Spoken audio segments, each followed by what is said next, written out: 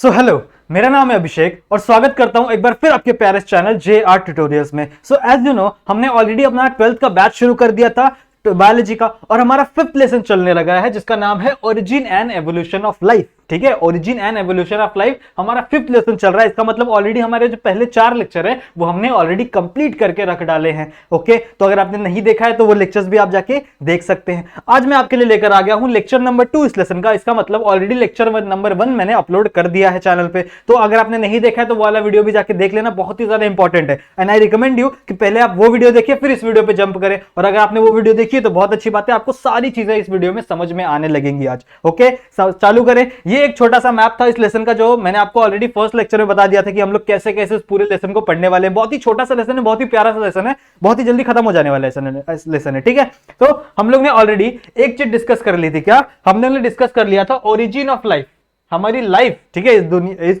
अर्थ कैसे ओरिजिनेट हुई है और अर्थ पे लाइफ कैसे एग्जिस्ट हुई है। जितनी भी थ्योरीज थी मैंने आपको सारी थ्योरी बताई थी। सबसे पहली थ्योरी कौन सी थी? Theory of special creation. ठीक है, फिर आई थी ए बायोजेनेसिस की थ्योरी, फिर बायोजेनेसिस की थ्योरी। ये सारी की सारी थ्योरीज हम लोग ने ऑलरेडी कंक्लूड कर रखी है, डिस्कस कर रखी है हमारे लास्ट वाले लेक्चर के अंदर। आज हम लोग इस लेक्चर में डिस्कस करेंगे, सबसे पहले हम लोग डिस्कस करेंगे आरएनए वर्ल्ड हाइपोथेसिस के बारे में। ये बहुत ज्यादा लिंक है इसी टॉपिक से।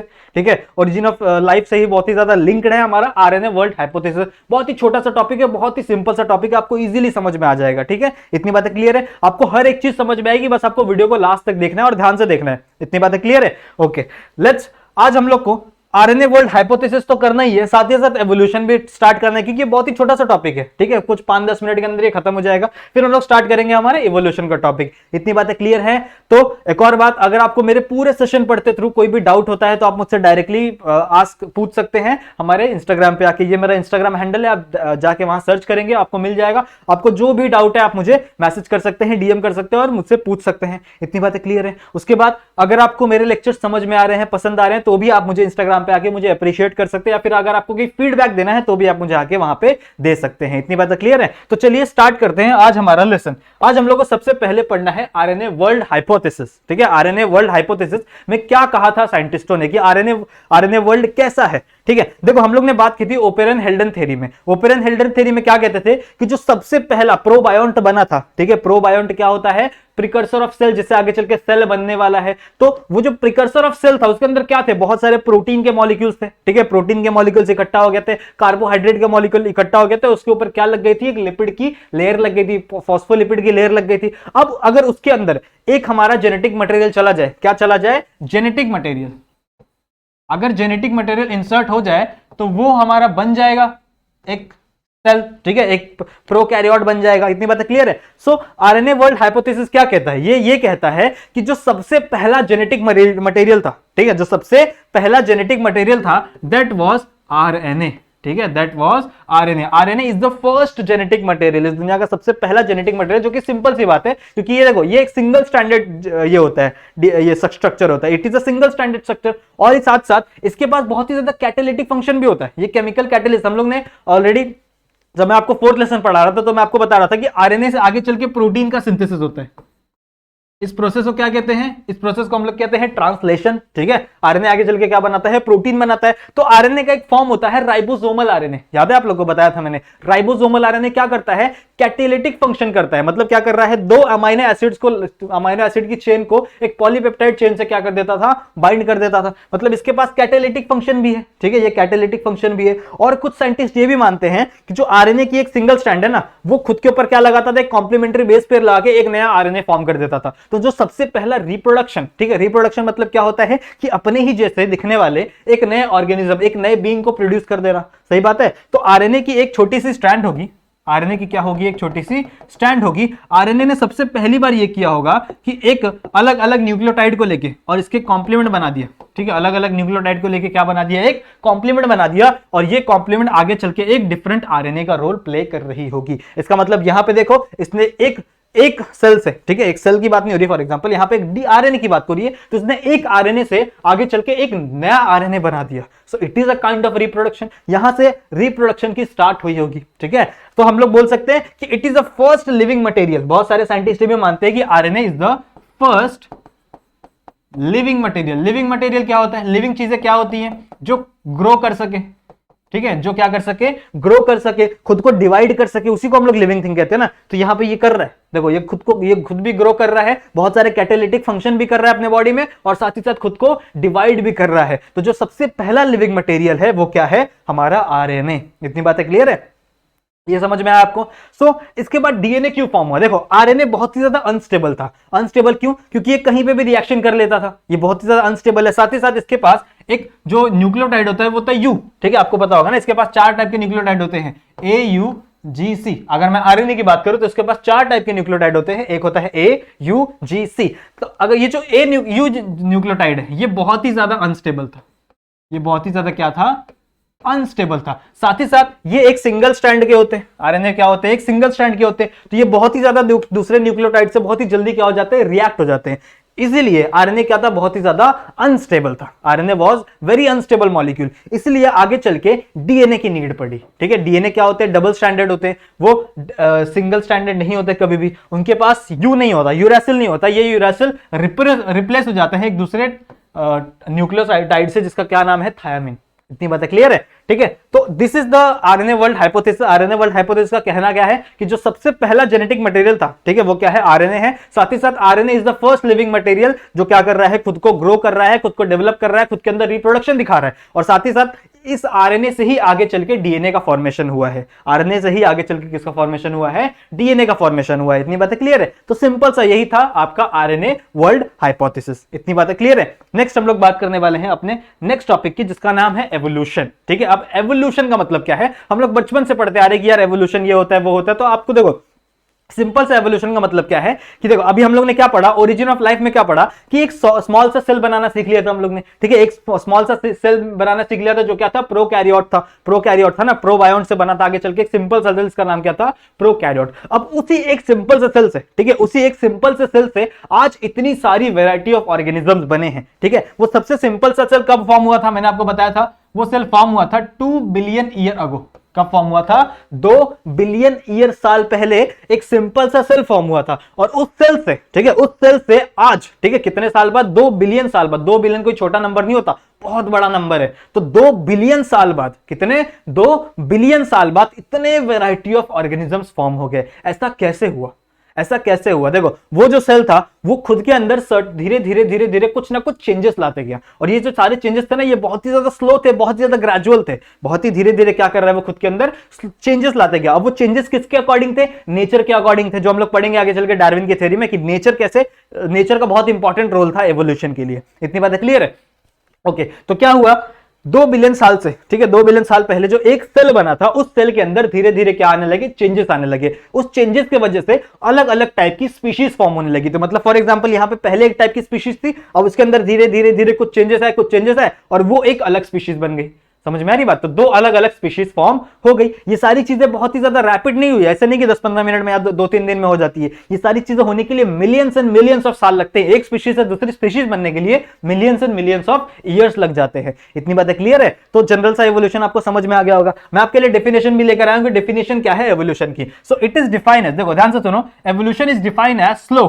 ठीक है, सबसे पहला word slow, gradual and continuous. ठीक है, ये बहुत ही ज्यादा इंपॉर्टेंट वर्ड्स है। स्लो ग्रेजुअल का मतलब तो बताया अभी मैंने आप लोग ने, स्लो ग्रेजुअल अभी मैंने आप लोगों को बताया। कंटिन्यूअस मतलब क्या है कि एवोल्यूशन हमेशा कंटिन्यूअस होता है। अभी भी एवोल्यूशन हो रहा है। आज के समझ लो 2 मिलियन साल बाद, 3 मिलियन साल बाद क्या इंसान ऐसे दिखेंगे, या जरूरी है कि इंसान जैसी कोई स्पीशीज भी एग्जिस्ट करेगी? क्या पता कोई दूसरी नई स्पीशीज आ जाए, एवोल्यूशन हो के कोई एक नई स्पीशीज बन जाए और वो क्या करे, इंसानों पर डोमिनेट कर जाए। इतनी बातें क्लियर है। वैसे ही हुआ ना, सबसे पहले एव्स जो थे वो डोमिनेट करते थे, उसके पहले क्या थे, पाइसेस डोमिनेट करते थे। पाइसेस मतलब क्या, फिशेस डोमिनेट करती थी अर्थ के ऊपर। फिर वहां से आगे चल के क्या बने, रेप्टिलिया बने। तो रेप्टिलिया मतलब क्या, जो डायनासोर्स वाला एरा था। ठीक है, डायनासोर्स वाला एरा मतलब क्या, जो जुरासिक टाइम था। जुरासिक आपने मूवी देखी हुई है ना, जुरासिक वर्ल्ड, असल में उस एरा को जुरासिक कहते हैं। ठीक है, उस पीरियड को क्या कहते थे हम लोग, जुरासिक पीरियड कहते थे। तो उस टाइम पे जो रेप्टिलियस थे, ठीक है, रेप्टाइल्स थे, उनका डोमिनेशन था हमारे अर्थ के ऊपर। ठीक है, उसके बाद वो रेप्टिलियस से आगे चल के क्या बने, मैमल्स बने। और आज के टाइम पे मैमल्स का डोमिनेशन है हमारे अर्थ पे, जैसे वी आर द मैमल्स। तो हमारा डोमिनेशन है, सबसे ज्यादा जो कॉम्प्लेक्स ऑर्गेनिज्म है वो क्या है, मैमल्स है। लेकिन ये सारी चीजें क्या रुक जाने वाली है? नहीं, इससे आगे चल के हो सकता है या होगा ही, आगे चल के बहुत सारी different type of species form हो और उनका भी आगे चल के डोमिनेशन होगा इस पे। ठीक है, सो इट इज कंटिन्यूअस। ये जो एवोल्यूशन है ये क्या है, कंटिन्यूअस है, पहले भी हुआ था और अभी भी हो रहा है, ठीक है, अभी भी एवोल्यूशन हो रहा है। And it is irreversible. Irreversible मतलब क्या, कि ये चीजें वापस बैक एंड फोर्थ नहीं होगी। बैक एंड फोर्थ मतलब क्या, कि अभी फॉर एग्जांपल हम लोग इंसान है, तो क्या हम लोग आगे चल के इंसान से वापस बंदर बन जाएंगे? अरे नहीं यार, हम वापस कुछ ना कुछ दूसरे स्पीशीज इन्वॉल्व होंगे और कॉम्प्लेक्स स्पीशीज बनेंगे ना। सो it is irreversible change. It is irreversible change. कौन कौन सी चीजें इंपॉर्टेंट है? Slow, gradual, continuous and irreversible change. ऐसे चेंजेस, ठीक है, कैसे कैसे होने चाहिए? ये स्लो होने चाहिए, बहुत ज्यादा धीरे धीरे हो रहे हैं, ग्रेजुअल चेंजेस हैं, ठीक है, ग्रेजुअल चेंजेस है, कंटिन्यूअस है, ये सारी चीजें क्या होनी है? कंटिन्यूअस है। साथ ही साथ क्या है? They are irreversible change through which a present day, ठीक है, प्रेजेंट डे कॉम्प्लेक्स फॉर्म, आज के टाइम पे जो कॉम्प्लेक्स ऑर्गेनिज्म है, आज के टाइम पे जो कॉम्प्लेक्स ऑर्गेनिज्म है, आर फॉर्म्ड फ्रॉम, ठीक है, ये सारे किससे बने हैं? दे formed from a simple pre existed form, ठीक है, जो पहले एग्जिस्ट किया हुआ फॉर्म है ना, उसी से आज के टाइम पे जो नए नए और कॉम्प्लेक्स ऑर्गेनिज्म बने हैं वो ऐसे फॉर्म हुए हैं। समझ में आ रही बात? मतलब जो पहले प्री एग्जिस्टिंग ऑर्गेनिजम्स थे, ठीक है, उसी के अंदर कुछ कुछ चेंजेस आते गए, चेंजेस आते गए, चेंजेस आते गए, और वो क्या बन गए? एक नए ऑर्गेनिज्म फॉर्म हो गए। इतनी बातें क्लियर है? समझ में आई बात? आ जाओ नेक्स्ट हम लोग पढ़ते हैं। अब देखो, इस एवोल्यूशन को प्रूव करने के लिए, जैसे हमारी जो फर्स्ट थ्योरी थी, हमारी first theory origin of life थी, उसमें क्या था? कौन सी थ्योरी थी वो? थ्योरी ऑफ स्पेशल क्रिएशन, जिसमें क्या कहा था कि जो गॉड्स है, ठीक है, गॉड ने हमें क्रिएट कर दिया है अराउंड 4000 साल पहले हमें गॉड ने क्रिएट किया था, और जितनी की जितनी स्पीशीज है ना, उनको भी गॉड ने एज इट इज क्रिएट किया है, कोई भी एवोल्यूशन नहीं हुआ है, ठीक है, there is no evolution. But हमको पता है कि यार एवोल्यूशन हुआ है, इसके लिए बहुत सारे ये भी अवेलेबल है ना, एविडेंसेस भी अवेलेबल है, जो मैं आपको बताऊंगा अभी लेक्चर्स में, ठीक है। अभी हम लोग को पढ़ना है थ्योरी ऑफ एवोल्यूशन। देखो, एवोल्यूशन कोई देखने नहीं गया था, मैं भी नहीं गया था देखने के लिए कि भाई सबसे पहले ये ऑर्गेनिज्म आया, फिर इससे इससे इवॉल्व ऐसे हुआ। But there are some theories, there are some scientist जो बिलीव करते हैं कि हाँ एवोल्यूशन हुआ है, और कुछ साइंटिस्टों ने अपनी अपनी थ्योरी दी है, अपना अपना तरीका बताया कि हाँ इस तरीके से ही एवोल्यूशन हुआ होगा। इतनी बातें क्लियर है? जिसमें हमको फर्स्ट थ्योरी पढ़नी है, the theory of natural selection, ठीक है, theory of natural selection. Who gave this theory? आपको नाम पता होना चाहिए। One of the famous scientist जिसका नाम था चार्ल्स डार्विन। चार्ल्स डार्विन, ठीक है, one of the famous scientist जिनका नाम क्या था? Charles Darwin. उन्होंने ये थ्योरी दी थी, थ्योरी ऑफ नेचुरल सिलेक्शन। अब ये थ्योरी ऑफ नेचुरल सिलेक्शन क्या कहती है, जरा ध्यान से समझना, बहुत ही सिंपल है, अगर आप समझ जाओगे तो बहुत ही ज्यादा सिंपल है। देखो होता क्या है कि हर ऑर्गेनिज्म, ठीक है, अगर मैं एक ऑर्गेनिज्म की पॉपुलेशन की बात करूं तो पॉपुलेशन क्या होता है? ध्यान दो, अगर मैं पॉपुलेशन की बात करूं तो पॉपुलेशन क्या होता है? अ ग्रुप ऑफ ऑर्गेनिज्म, ठीक है, a group of organism of the same species, of the same species. Species मतलब क्या होता है? कि एक ऐसे ग्रुप ऑफ ऑर्गेनिज्म जो क्या कर सकते हैं? खुद ही, ठीक है, सेल्फ रिप्रोडक्शन ही कर सकते हैं। एक स्पीशीज कभी भी दूसरे स्पीशीज का रिप्रोडक्शन नहीं कर सकती, बिल्कुल भी पॉसिबल नहीं है। क्या ह्यूमन, ठीक है, क्या ह्यूमन कभी भी मेंढक के साथ रिप्रोडक्शन कर सकता है? बिल्कुल भी नहीं कर सकता। अगर आप लैब में भी, ठीक है, अगर आप लैब में भी ह्यूमन का ओवम ले लो और इसका स्पर्म ले लो, किसी भी ऑर्गेनिज्म का, चाहे आप डोंकी का स्पर्म ले लो, उसको अगर आप फ्यूज करने की कोशिश करोगे, फर्टिलाइज करने की कोशिश करोगे, वो नहीं होगा पॉसिबल। क्यों? क्योंकि इनके ऊपर, हर सेल्स के ऊपर, देखो आप, मैंने जब आप लोग मेरे साथ अगर रिप्रोडक्शन वाला चैप्टर अगर आपने मेरे साथ पढ़ा होगा तो आपको पता होगा, मैंने उसमें बताया था जो ओवम होता है ना, ओवम, ठीक है, उसके ऊपर कुछ रिसेप्टर्स लगे होते हैं, उसके ऊपर कुछ रिसेप्टर्स लगे होते हैं जो क्या करते हैं? डिटेक्ट करते हैं कि हाँ ये मेरा ही ह्यूमन वाला ही स्पर्म है या नहीं है, ठीक है। अगर मैं ह्यूमन की बात करूं तो ह्यूमन में कौन सा रिसेप्टर लगा होता है? ZP3 रिसेप्टर, ठीक है, जोना पेलिसुडा 3 रिसेप्टर इसका फुल फॉर्म था,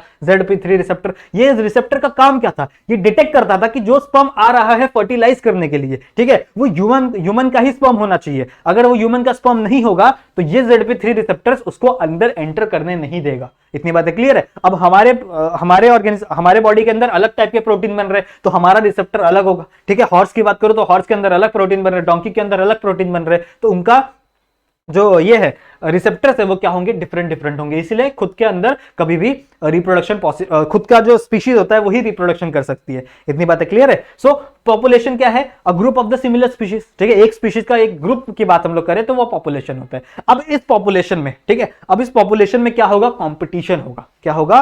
कंपटीशन होगा। तो दो टाइप के कंपटीशन होते हैं। अगर मैं एक स्पीशीज की बात करूं, अगर मैं पॉपुलेशन की ना बात करके एक स्पीशीज की बात करूं तो दो टाइप के पॉपुलेशन होते हैं। एक होता है intra species, intra specific competition, ठीक है, इंट्रा, और एक होता है इंटर, ठीक है, इंटर स्पेसिफिक कंपटीशन।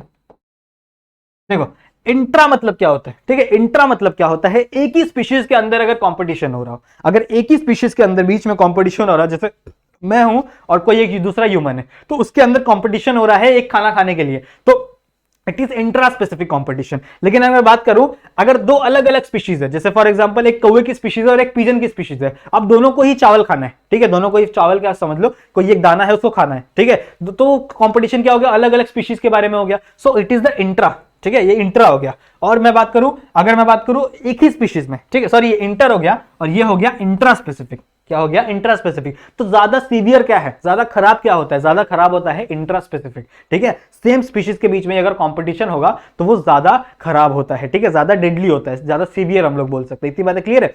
तो चार्ल्स डार्विन ने क्या बताया, देखो अगर एक ही स्पीशीज के बीच में, ठीक है, एक ही स्पीशीज के बीच में अगर कंपटीशन होगा, एक ही स्पीशीज के बीच में क्या होगा, कंपटीशन होगा, तो जिसके अंदर ज्यादा बेटर कैरेक्टरिस्टिक्स होंगे, ठीक है, जिसके अंदर ज्यादा बेटर कैरेक्टरिस्टिक्स होंगे, जिसके अंदर ज्यादा वेरिएशन होगा, वो क्या करेगा, जीत जाएगा। देखो मैं आपको समझाता हूं, जैसे फॉर एग्जांपल बात हो रही है ह्यूमंस की,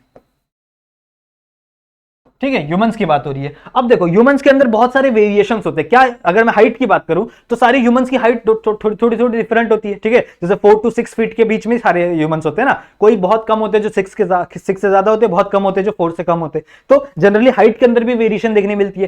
तो इसी को हम लोग क्या कहते हैं, वेरिएशन, इसी को हम लोग क्या कहते हैं, वेरिएशन। इतनी बातें क्लियर है। अब देखो किसी किसी के अंदर वेरिएशन बहुत ही पॉजिटिव होती है, जैसे वो बहुत ही ज्यादा अच्छे दिखते हैं, फॉर एग्जांपल कोई ह्यूमन ज्यादा अच्छा दिख रहा है, ठीक है, तो उसके जो चांसेस है अगले जनरेशन में जीन ट्रांसफर करने के वो बढ़ जाएंगे। जैसे फॉर एग्जांपल दो ह्यूमन है, ठीक है, ह्यूमन ए और ह्यूमन बी, ठीक है, ह्यूमन ए और ह्यूमन बी। अब ये जो ह्यूमन ए है, ठीक है, ये जो ह्यूमन ए है इसकी हाइट भी ज्यादा है, ठीक है, इसकी हाइट भी मस्त अच्छी खासी हाइट है, इसकी बॉडी भी काफी अच्छी खासी, और इसके मतलब इसके ऊपर कोई भी फिजिकल डिजीज नहीं है, ना ही कोई मेंटल डिजीज है, तो इट इज ज्यादा ये अच्छा वेरिएशन है, ठीक है। अगर मैं बात करूं ह्यूमन बी की, तो इसकी हाइट थोड़ी सी कम है, ये मेंटली थोड़ा सा रिटार्ड है, ठीक है, मेंटली थोड़ा सा कमजोर है, तो इसके चांसेस कम हो जाते हैं अपने जीन को दूसरे जनरेशन में भेजने के लिए, ठीक है। अगर मैं बात करूं बच्चे पैदा करने के, तो इसके चांसेस थोड़े से कम हो जाते हैं एज कंपेयर टू दिस। तो ये क्या करेगा, अपने जो जीन है, ठीक है, अपने जो जीन है उसको क्या करेगा, दूसरे जनरेशन में भेज देगा। तो ये सेकंड जनरेशन हो गई, ठीक है, ये है सेकंड जनरेशन। इसने क्या किया, अपने जीन को दूसरे जनरेशन में भेजने के इसके चांसेस ज्यादा है, तो इसके जो जीन है, मतलब जो अच्छे वाले जीन है, वो क्या है गए, क्या कहां चले गए, आगे चले गए, और इसके जीन इसके आगे नहीं जा पाए, ठीक है, समझ रहे हो बात। तो नेचर सिलेक्ट कर रही है यहाँ पे, ठीक है, नेचर सिलेक्ट कर रही है। नेचर इन द सेंस मतलब क्या, कि जिसके बॉडी में जो फिट होगा, ठीक है, जो क्या होगा, फिजिकली फिट होगा, या हर तरीके से देखा जाएगा, फिजिकली मेंटली सोशली हर तरीके से जो फिट होगा, उसके पास ज्यादा चांसेस होते हैं अपने जो गैमेट्स है, ठीक है, अपने जीन्स है उसको अगले जनरेशन में पास ऑन करने के। और जो अपने जनरेशन को, अपने जीन्स को अगले जनरेशन में पास ऑन कर देता है, ठीक है, उसी का क्या होगा, वेरिएशन, उसी का ट्रेट फॉलो होगा, ठीक है, उसी का ट्रेट क्या होगा, फॉलो होगा। और जिसका पास ऑन नहीं होता उसका ट्रेट वहीं पे क्या हो जाएगा, खत्म हो जाएगा। इतनी बातें क्लियर है, यही कहा था चार्ल्स डार्विन ने। इतनी बातें क्लियर है। तो उन्होंने एक स्टेटमेंट दी थी, एक्चुअल में ये उनकी स्टेटमेंट नहीं थी, बट बाद में उन्होंने भी कोट किया था अपनी बुक के अंदर। इन्होंने ये सारी चीजें अपनी बुक के अंदर कही थी। उस बुक का नाम क्या था, ओरिजिन ऑफ लाइफ, ठीक है, तो ये याद रखेंगे। इन्होंने एक बुक पब्लिश की थी, ओरिजिन ऑफ लाइफ, उसके अंदर इन्होंने ये सारी बातें कही थी। इतनी बातें क्लियर है। तो ये सारी बातें उन्होंने अपनी बुक के अंदर कही थी। उन्होंने एक स्टेटमेंट दिया था, हालांकि उनका स्टेटमेंट नहीं है, बट उन्होंने भी अपनी बुक में दिया था कि ओनली फिटेस्ट कैन सर्वाइव।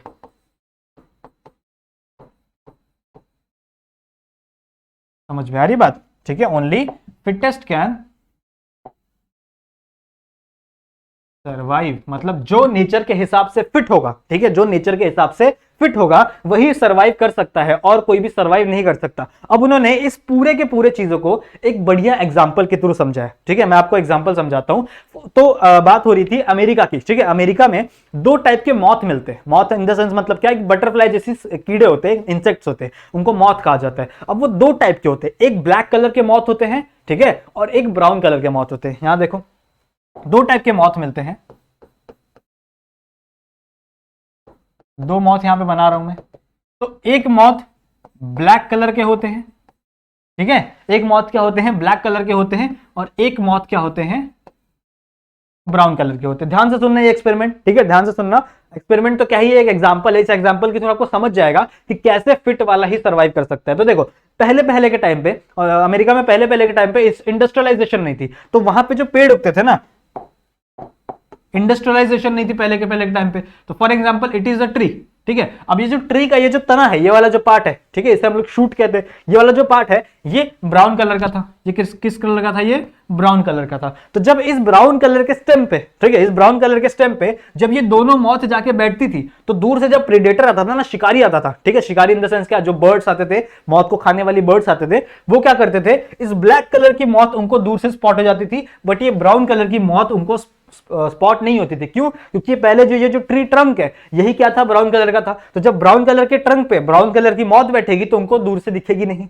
इतनी बातें क्लियर है, वो हाइड हो जाएगी, ठीक है। लेकिन जो ब्लैक कलर की मौत थी वो क्या होने लगी, दिखने लगी, जिसके वजह से पहले के टाइम पे ब्लैक कलर की जो मौत थी उनका पॉपुलेशन नीचे गिरने लगा, ठीक है, उनका पॉपुलेशन क्या होने लगा, नीचे गिरने लगा। मतलब कि अब वो नेचर के हिसाब से फिट नहीं है। नेचर के हिसाब से फिट कौन था, ब्राउन वाला फिट था, इसलिए ब्राउन का पॉपुलेशन क्या होने लगा, इंक्रीज होने लगा, बढ़ने लगा। इतनी बातें क्लियर है। लेकिन कुछ टाइम बाद हुआ industrialisation. Industrialisation in the sense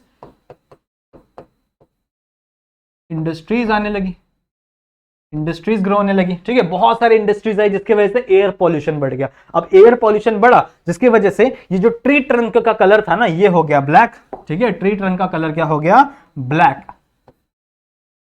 इतनी बातें क्लियर है, ठीक है, ट्री ट्रंक का कलर क्या हो गया, ब्लैक। अब देखो, अब सीन उल्टा हो गया है। अब जैसे ही ब्राउन कलर वाली मौत इसमें बैठेगी, वो दूर से प्रेडेटर को दिखने लगेगी, लेकिन ब्लैक कलर वाली, जो ब्लैक कलर वाली है वो अब प्रेडेटर को नहीं दिख रही। मतलब अब क्या होगा, अब जो ब्लैक कलर वाली है, ठीक है, ब्लैक कलर वाली जो मौत है वो क्या हो गई, नेचर के हिसाब से फिट हो गई। तो अब इसका पॉपुलेशन क्या हो जाएगा, इंक्रीज, ठीक है, इसका पॉपुलेशन क्या हो जाएगा, इंक्रीज, और ब्राउन वाली का पॉपुलेशन क्या हो जाएगा, डिक्रीज। इतनी बातें क्लियर है। तो अगर ब्राउन वाली खुद के अंदर म्यूटेशन दिखा के, खुद के बॉडी में चेंजेस करके क्या करे, ब्लैक में कन्वर्ट हो जाए, तो वो भी क्या कर सकती है, सर्वाइव कर सकती है। समझ रहे हो? तो नेचर के हिसाब, अगर आपको नेचर में सर्वाइव करना है, if you want to survive in the nature, अगर आपको एग्जिस्ट करना है, तो आपको या तो अपने बॉडी के अंदर चेंजेस लाने पड़ेंगे, ठीक है, आपको या तो अपने बॉडी के अंदर चेंजेस लाने पड़ेंगे, या तो आप मर जाओ, आपको कोई भी देखने वाला नहीं है। इतनी बातें क्लियर है। ओनली फिटेस्ट कैन सर्वाइव, जो फिट है वही आगे चल के सर्वाइव कर सकता है। इतनी बातें क्लियर है, समझ में आया बात? So this is the theory of natural selection, जहां पे नेचर डिसाइड करेगी। समझ में आया? नेचुरल सिलेक्शन मतलब जहां पे नेचर डिसाइड करेगी कि हाँ, कौन सा जीन है वो अगले जनरेशन में भेजना है और कौन सा जीन को अगले जनरेशन में नहीं भेजना। इतनी बातें क्लियर है, समझ में आया ये? So next we have to study अगली जो थ्योरी ऑफ, अच्छा एक और चीज हम लोग को समझ में आना है कि how Darwin's theory is different from Lamarckism. आप लोग ने लेमार्किज्म पढ़ी होगी 10th स्टैंडर्ड में। लेमार्किज्म ने क्या कहा था, उन्होंने एग्जांपल दिया था जिराफ का, याद है आपको? उन्होंने एग्जांपल दिया था जिराफ का, और उन्होंने क्या कहा था कि जो जिराफ है, ठीक है, पहले ना जिराफ बहुत ही छोटे हाइट वाले होते थे, ठीक है, वो जो जिराफ है ये हॉर्स जैसी स्पीशीज से ये हुए, नए स्पीशीज बने ना, हॉर्स थे, उनसे ही इवॉल्व होकर एक नई स्पीशीज बन गई जिराफ की। तो पहले उनकी जो गर्दन है ना बहुत ही छोटी होती थी, ठीक है, बहुत ही छोटी गर्दन होती थी। तो वो क्या करते थे, पहले वो नॉर्मल नीचे घास खाते थे, ठीक है, नॉर्मल वाला नीचे वाला घास खाते थे, लेकिन जब घास खत्म हो गया, ठीक है, जब घास नीचे वाला खत्म हो गया, तो वो क्या करने लगे, जो ऊपर वाले पेड़ थे ना, उनकी घासों को उनके जो पत्ते उनको खाने का ट्राई करने लगे। अब जैसे ही वो उनको ट्राई करते थे, उनकी गर्दन लंबी होती गई, उनकी गर्दन क्या होती गई, लंबी होती गई। तो उनको जितनी भी चीजें चाहिए थी, मतलब इफ दे वांट समथिंग, उनके बॉडी के अंदर वो मॉडिफिकेशन होती गई, ठीक है, वो मॉडिफिकेशन होती गई। तो उन्होंने दो बात की थी, उन्होंने मॉडिफिकेशंस की बात की थी। उन्होंने क्या की थी, मॉडिफिकेशंस की बात की थी। अब मॉडिफिकेशन दो टाइप की होती थी, एक यूजफुल मॉडिफिकेशन और एक यूजलेस मॉडिफिकेशन, ठीक है, दो टाइप की मॉडिफिकेशन थी, एक है यूजफुल मॉडिफिकेशन और एक है यूजलेस मॉडिफिकेशन। मतलब अगर आप किसी चीज को आपको यूज करना है तो आपके बॉडी में वो मॉडिफिकेशन हो जाएगी। जैसे उन्होंने बात की थी जिराफ की, कि जिराफ को अगर उसको ऊपर ऊपर के पत्ते खाने तो उसके बॉडी के अंदर क्या हो गया, मॉडिफिकेशन हो गया, और उसकी जो गर्दन है वो क्या हो गई, लंबी हो गई। साथ ही साथ उन्होंने बात की थी कि जैसे ऑस्ट्रिच होता है, ठीक है, ऑस्ट्रिच क्या करता है, ostrich is a bird, but वो उड़ नहीं सकता। क्यों? क्योंकि उसने बहुत टाइम से, ठीक है, बहुत टाइम से उड़ने का ट्राई नहीं किया, जिसकी वजह से उसके जो पंख है वो क्या हो चुके हैं, धीरे धीरे डीजनरेट हो चुके हैं। तो अब वो उड़ना चाह के भी उड़ नहीं सकता। इतनी बातें क्लियर है? सो it is the useless modification. इतनी बातें क्लियर? जैसे ह्यूमंस के अंदर पहले टेल हुआ करती थी, बट बाद में हम लोग कॉलोनीज में रहने लगे, नीचे घर बना के रहने लगे। अब हम लोग पेड़ पे नहीं रहते ना, तो पहले हम लोग कैसे घर बना के रहने लगे, तो हमारी जो टेल थी उसका यूज खत्म हो गया, तो वो टेल क्या हो गई, धीरे धीरे डीजनरेट हो गई। सो it is the useless modification. इतनी बातें क्लियर है? तो उन्होंने ये इतनी बात तो सही थी, लैमार्किज्म ने इतनी बोला, इतनी बातें सही थी, बट उन्होंने एक और चीज बोला जिसमें लफड़ा हो गया। उन्होंने क्या बोला कि जो ये मॉडिफिकेशन होती है, ठीक है, ये मॉडिफिकेशन होती है, यही चीजें ट्रांसफर होती है एक जनरेशन से दूसरे जनरेशन में। जैसे मेरी हाइट, अगर मेरी गर्दन लंबी हो गई, मुझे चाहिए कुछ खाना है ऊपर से, तो मेरी गर्दन क्या हो जाएगी, धीरे धीरे लंबी हो जाएगी। तो अगर मेरी गर्दन लंबी हो गई तो ये जो गर्दन लंबी वाला जीन है, ये क्या होगा, दूसरे जनरेशन में पास ऑन होगा। बट ऐसा नहीं होता, इसीलिए क्या हुआ, लैमार्किज्म की ये थ्योरी क्या हो गई, एक्सेप्ट नहीं की गई। ठीक है, तो मेरा क्वेश्चन क्या है कि how Darwin's theory is different from Lamarckism. अगर लैमार्किज्म होते, ठीक है, सॉरी, अगर डार्विन होते तो वो जिराफ वाले एग्जाम्पल को कैसे समझाते, ठीक है, वो कैसे बताते कि हाँ जिराफ की जो गर्दन है वो कैसे लंबी हुई है। तो देखो डार्विन ने क्या कहा, डार्विन ने यह कहा कि देखो जैसे मैंने अभी बताया कि वेरिएशंस होती हैं, ठीक है, डार्विन ने क्या बोला था कि एक ही पॉपुलेशन में डिफरेंट डिफरेंट टाइप की क्या होती है, वेरिएशंस होती है। तो कुछ ऐसे जिराफ होंगे जिनकी गर्दन थोड़ी सी लंबी होगी और कुछ ऐसे जिराफ होंगे जिनकी गर्दन क्या होगी, थोड़ी छोटी होगी। तो जो छोटी गर्दन वाले लोग हैं वो क्या, जो छोटी गर्दन वाले जिराफ है वो खा नहीं पा रहे होंगे पेड़ को, तो उनका जो जीन है वो उधर ही रह गया।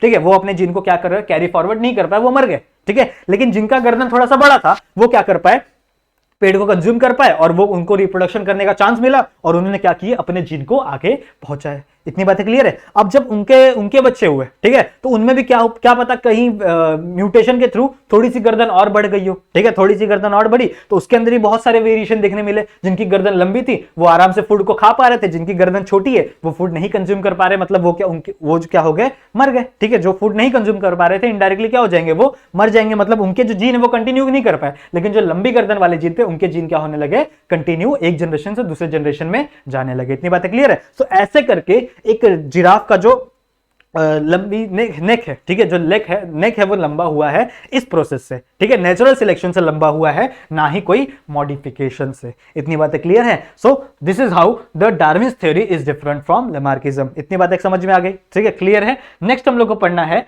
Mutation theory. ठीक है, next we have to study is mutation theory. Mutation theory क्या होता है? म्यूटेशन थ्योरी को किसने डिस्क्राइब किया था, किसने फाइंड आउट किया था? ह्यूगो डिवेरिस ने। ठीक है, ह्यूगो डिवेरिस नामक एक साइंटिस्ट था जिन्होंने म्यूटेशन थ्योरी कहा था। कब कहा था इन्होंने? 1901 में।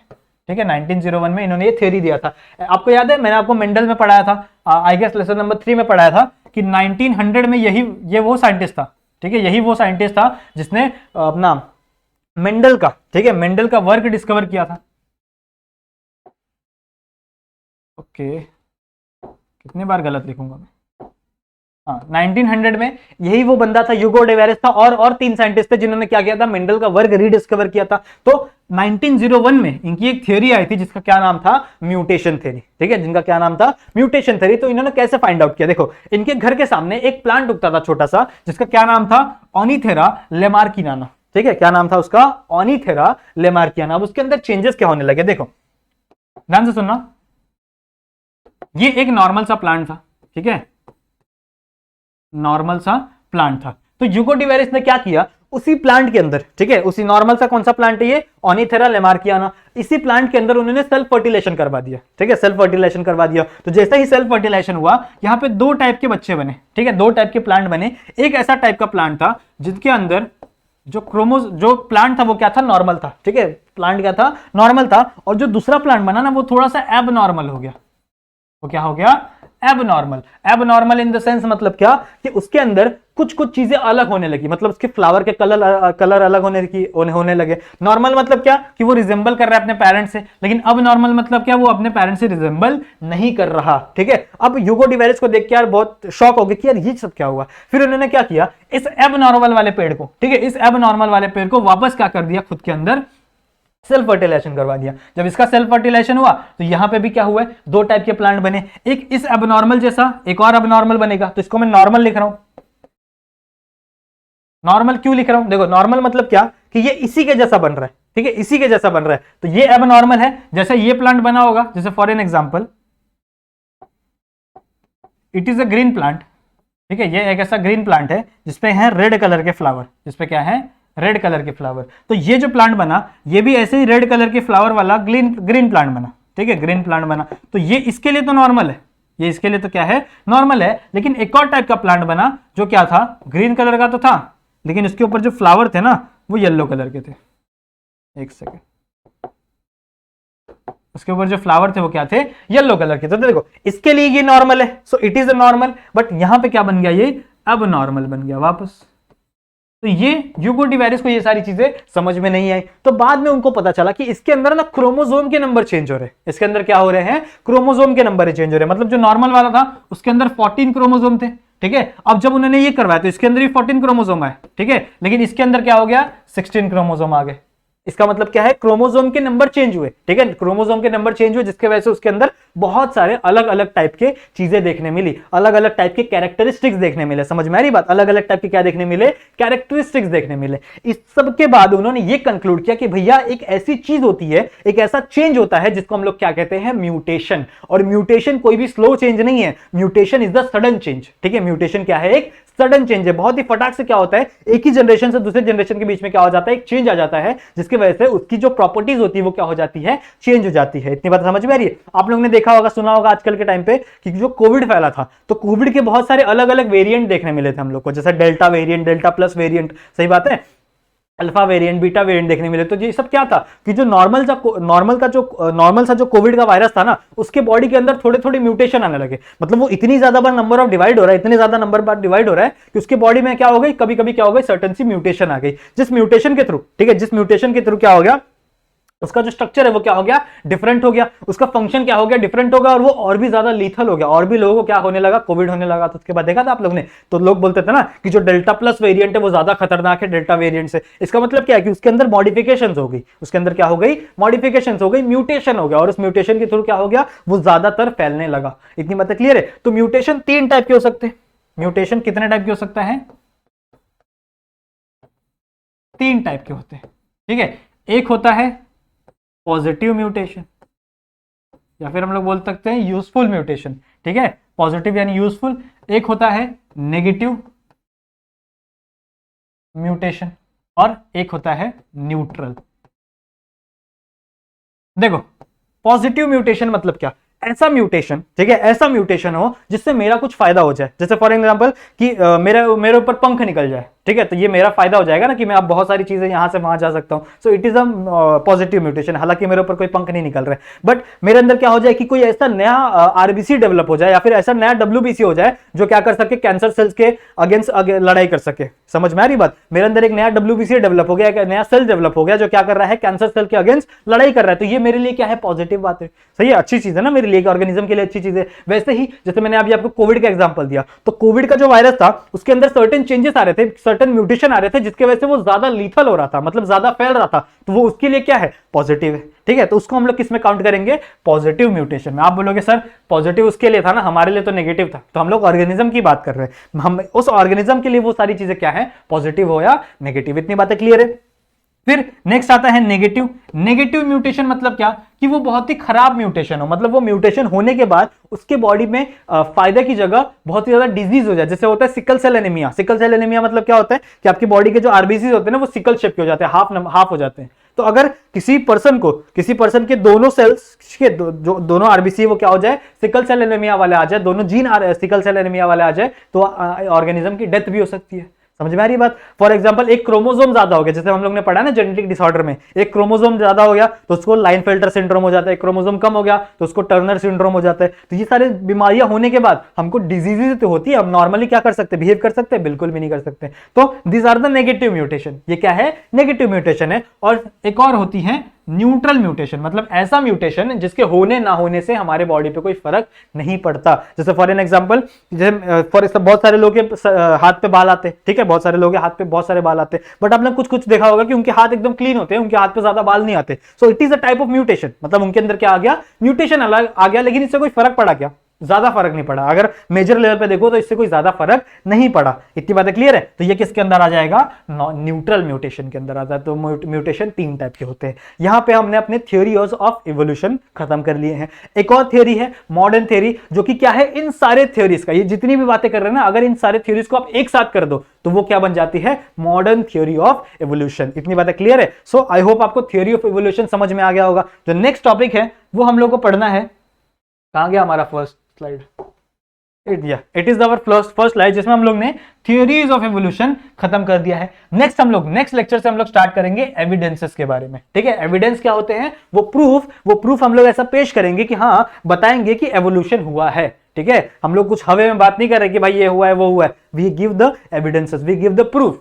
हम लोग प्रूफ देंगे और इससे हम लोग ये प्रूफ करेंगे कि हाँ एविडेंस एवोल्यूशन हुआ है। इतनी बातें क्लियर है, ठीक है। तो आई होप आपको ये सारी चीजें पसंद आई होगी, आई होप आपको ये लेक्चर पसंद आया होगा। So if you like the video then please like the video, ठीक है। और वीडियो को चैनल को सब्सक्राइब जरूर से कर लेना, ठीक है। बेल आइकन को ऑल पे सेट कर लेना। अगर आपने पिछली क्लासेस नहीं देखी है तो देख लो, क्या कर रहे हो तुम लोग बैठे बैठे, और आगे वाली क्लासेस के लिए बेल आइकन को ऑल पे सेट कर दो। इतनी बातें क्लियर है, तो मिलते हैं नेक्स्ट वीडियो में। तब तक के लिए keep watching and keep learning.